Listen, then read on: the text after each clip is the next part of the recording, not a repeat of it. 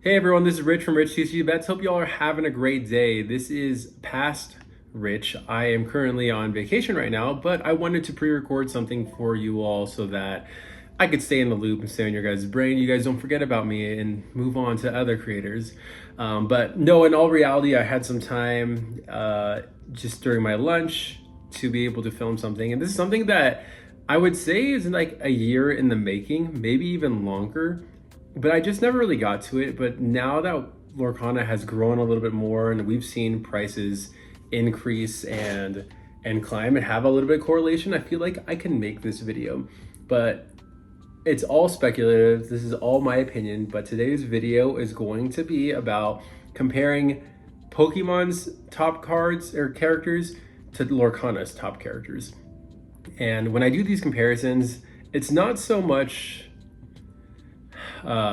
like Mickey Mouse is a mouse and like Morpeko is a mouse or anything like that. You know, it's not going to be like that, or Charizard is a lizard and Mushu's a lizard. I'm not comparing like that. I'm more comparing what people think about the cards. So people's fan favorites, the ones that are printed the most, the ones that are loved and maybe a little bit overrated, the ones that bring in the most value. And I feel like I've done a pretty good job with this, but ultimately let me know your comments and let me know if I'm super wrong or if I missed any IPs either from the Pokemon or Lorcana side. So I am a Gen 1 and Gen 2 homer primarily when it comes to Pokemon, so we're going to be sticking with that. Slash, I do think those are the most popular ones. They're just the OG. But let's go ahead and dive right into what I think is the most obvious one. When I think of the face of Disney, so the face of Lorcana and the face of Pokemon, it's got to be Mickey Mouse and Pikachu. Funny enough, both are mouses. That's very interesting that both IPs have their most popular character being a mouse. But why are these the same? One, like I said, you can't think of Disney without Mickey. You can't think of Pokemon without Pikachu. Pikachu was the main character, Ash's Pokemon, in the anime, and you just saw his journey throughout the whole thing. Although Mickey isn't the original, like Walt's first drawing, it's his first big one that he owned the rights to that became big, and he's all over the Disney parks, Disney merchandise, and if you open a pack of Lorcana, you see the silhouette of the Mickey logo in the background. So he is everywhere. And both of these cards are everywhere in the TCGs. I feel like not every set has a Mickey and every set has a Pikachu. Maybe honestly every set has a Mickey, but not every set has a Pikachu. But it seems like there are just cards printed again and again and again in all different rarities. And so on the Lorcana side, we just had the Mickey and Minnie Enchanted. We have the Mickey Iconic. We have several other Mickey Enchanteds, Mickey promos.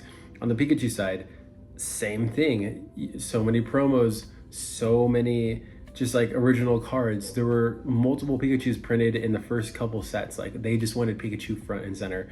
And when you think of like value, the most expensive card in Lorcana right now that you can pull is going to be that Mickey card, the Mickey Iconic from Fabled. I want to say the most expensive card is that serialized gold Mickey from winning, I can't remember what event, but is it a DLC? It might be a DLC. And the most expensive Pokemon card is that Illustrator Pikachu that went for what, 12, 13 million. So fans love them. The data shows that they're the same. They're both mouses. They're the faces of the franchises. I thought that was a pretty easy home run to explain. Now stick with me for the next one. When I think of other people's favorite Pokemon, a lot of people will think Charizard.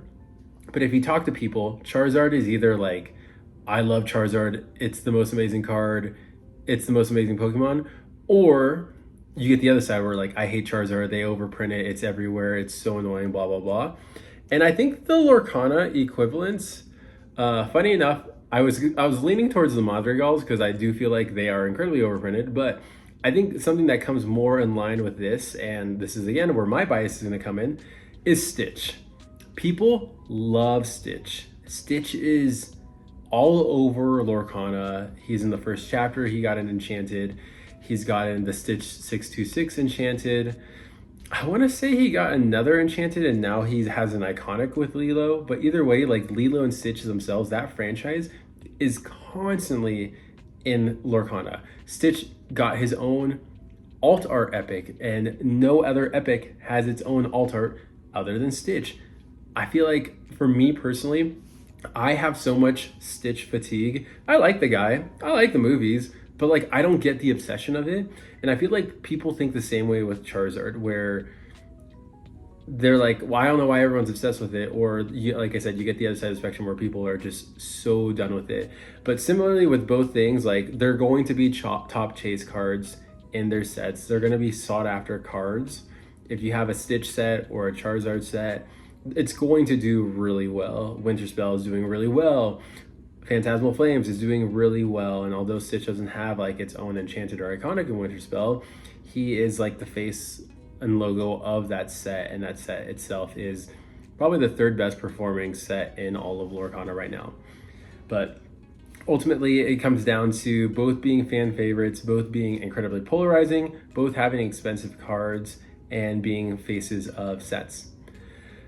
The next one is going to be Minnie, Goofy, and Donald. I felt like I had to include them in, and yes, I know I'm excluding Daisy and Pluto, but when you think of like Disney, Mickey and his crew, it's got to be Donald and Goofy. You know, those three, the three amigos right there are great. And then you can't have Mickey and Minnie not in the same sentence. But the equivalents I would say for those two are going to be the Gen 1 starters, Charmander, Squirtle, and Bulbasaur, just because everyone loves those. Yes, you have Pikachu front and center, but just right behind Pikachu, you have like that line, Charmander, Squirtle, Bulbasaur, specifically those original Gen 1 First Evolution starters. So Minnie, I would say, is going to be the most like Charmander. Charmander is the favorite of the three. People love Minnie. You have Mickey right here, and you got Minnie like right behind it. Minnie goes crazy with a lot of the kids, especially on like the female side of things. Donald, his comparison is going to be Squirtle. This one, I'm going to say like they are both water type, you could say, and both are actually stubborn. Squirtle is a very stubborn Pokemon. Donald is an incredibly stubborn duck.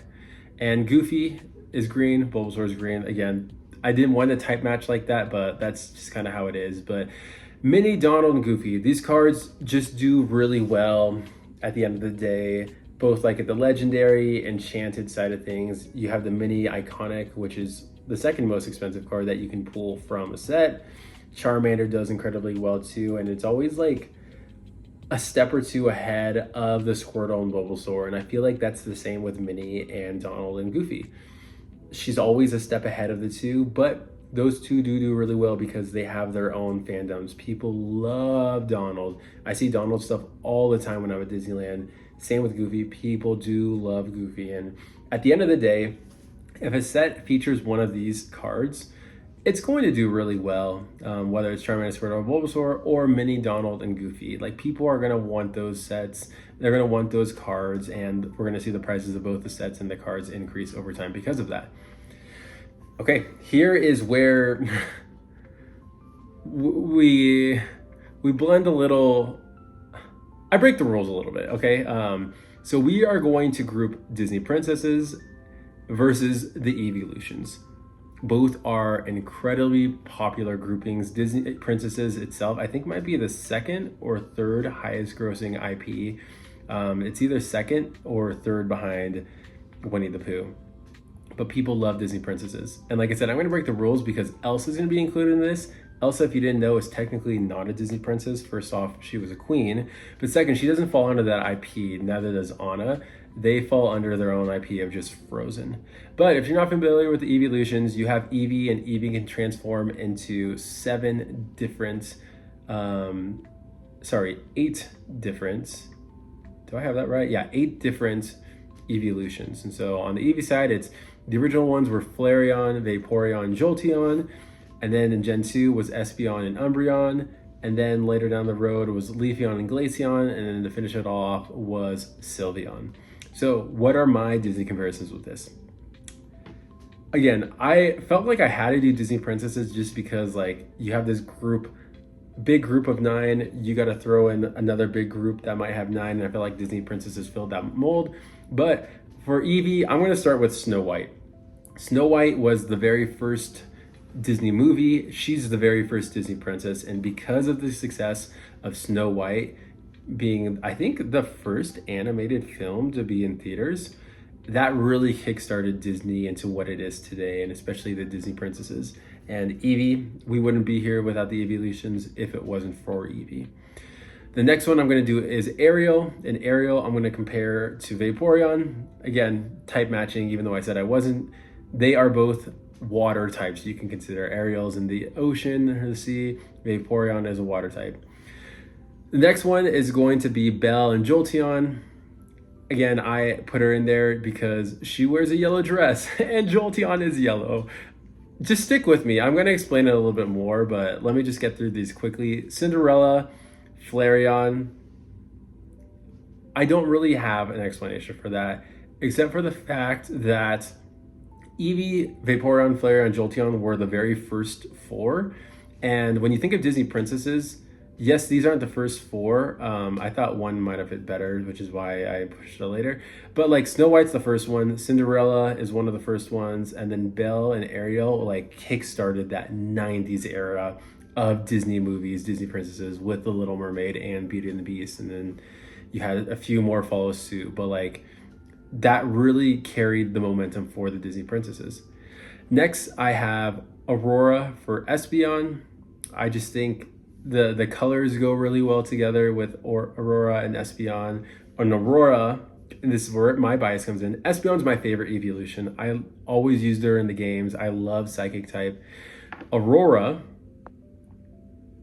is like my favorite Disney princess. I think just the movie's so cool. She's got her castle. Sleeping Beauty's castle is in Disneyland. Like that's always been my favorite. And so that's why I put the two together, Aurora and Espeon, because they are my favorites of the this next one, shout out to Joey McScrooge. He has coined the term of the Elsa card, the Elsumbrion. So she naturally has to be paired with the Umbreon. And this also makes a lot more sense. Elsa is one of the most popular cards in all of Disney Lorcana. Her first chapter card was the most expensive for the longest time, and now anything that she gets printed on basically turns to gold. And we have that same thing coming with Umbreon. Umbreon came out of the gates so hard, amazing artwork, and like honestly, like I don't think people like loved playing it in the games, but when the artwork came out, everyone just instantly became fans of Umbreon, and now anytime you get an Umbreon card, it goes for hundreds, maybe even thousands of dollars. And we are seeing that right now with the Elsa as well too.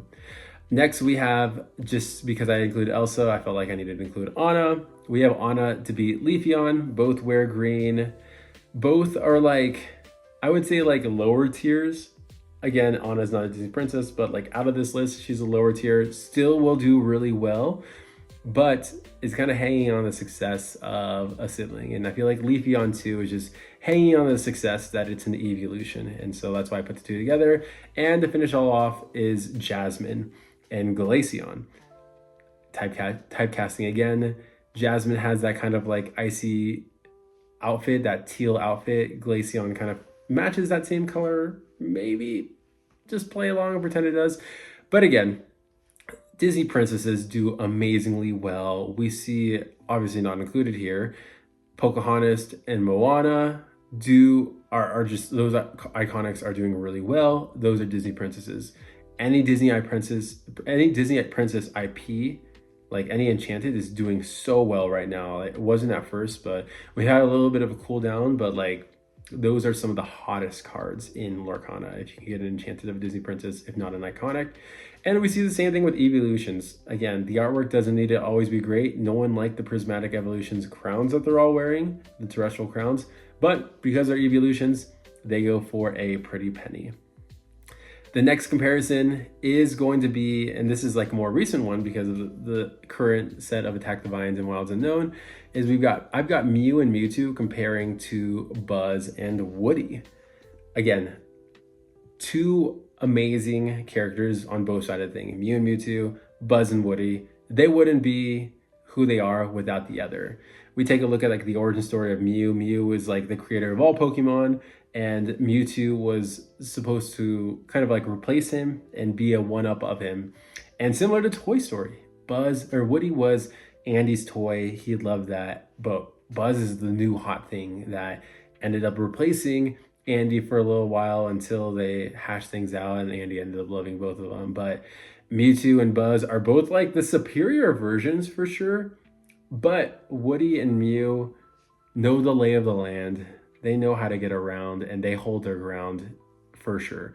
So when I think of the cards right now, we saw the Set Champ promo, kind of like that Woody Set Champ kickstarted every other Set Champ starting to get some traction again and some popularity, which took a while for Set Champs to actually have their cards be worth it. You know, Mike from Card War Kingdom used to always talk about like, why would I go to a Set Champ if I can just save money and spend $20 to buy the card from someone who won it?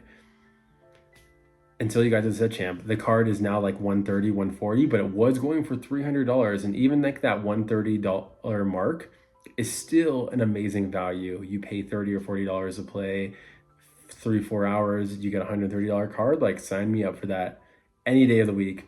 Too bad I'm not good enough to play it.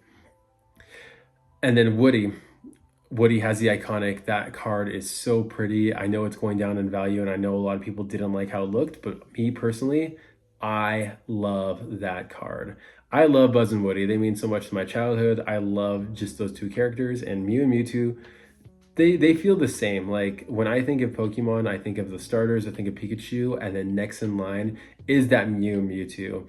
And kind of like with Disney, you know, Disney had its own thing, and then Pixar came out of nowhere and have solidified themselves to be just at top of the Disney world. So we have Mew and Mewtwo cards that do really well. They're often like paired together in sets, maybe not the same art, but like just appearing in the sets. And we have Buzz and Woody doing the same. Yes, we didn't get a Woody Enchanted and Wild Unknown, but we did get the Set Champ promo. And then now in Attack the Vine, we actually do have a quote unquote tag team card of Buzz and Woody. And so I compare those two together. And then the last comparison, this one I feel like is a little bit of a stretch, but I felt like I had to include Winnie the Pooh. You know, Winnie the Pooh is one of the best IPs in Disney. It has one of the highest valued cards with that Honey Pooh Wizard. And with Attack of the Vines, we now have that Pooh and Piglet tag team that is just going to do numbers for sure on both the graded and ungraded side. And when I was trying to think of a Pokemon, like what's a Pokemon out there that maybe I can do Winnie the Pooh and his gang? And I really couldn't think of anything, but if I could think of like another card or another Pokemon that can do numbers just like Winnie the Pooh does, it's gotta be Gengar. Gengar is one of the most beloved Pokemon in all of Pokemon. Its cards do well. We've got the one that just came out at Ascended Heroes. I think that's still over $1,000. The Gengar VMAX and Fusion Strike is doing really well. And then similarly on the Pooh Bear side, the one in Fabled, again, the Honey Wizard, is just such a pretty card. You've got the Honey Wizard mat that looks great. In Attack of the Vine, the cards you get at the end of the pack create like a Honey Pooh Wizard art, and that looks amazing. Like, they're doing so much marketing around that, and I think that's such a really good comparison, honestly. Both have purple if you want me to color match there. But if you think of just like both their stories, is like they've been around for so long, but it took them a little bit to get that love and nostalgia to kind of skyrocket to the top of the charts. And they're here now, they're here to stay, and I think they will do really well in the long run. So why do I make this video? I make it because this is fun doing. Like, I had a lot of fun doing this, but ultimately, if you're investing or you're wanting to buy cards, you need to know what cards are popular. Lorcana is not old enough for us to be able to use a lot of data to kind of put all this stuff together. And so that's why I'm kind of relying on Pokemon and making a bit of a comparison there. And so if you truly do think that these comparisons are true and have some sort of value, maybe again, not one-to-one, but like you can start to see the picture that I'm painting, then if an Elsa card comes out, like, get it. If a Stitch card comes out, get it. If there's a set with both of them, definitely get it. And do not, I mean, you can rip them, but like definitely keep some sealed for yourself. But at the end of the day, like these cards, these characters, these IPs are what's going to do the best in the long run. And so when you're trying to pick cards or set pick, make sure to pick the ones that have these cards, because at the end of the day, they're the ones that people are going to want to open to try to pull themselves. But that's all I got for you. Hopefully this is enough of a video. It's a longer one. Hopefully it's enough of a video to hold you over until I am back from vacation. But till then, pray that I'll be in 100-degree weather. Pray that I don't melt. But have a great weekend, wherever you guys are in the world, and I'll see you all next time. Take care.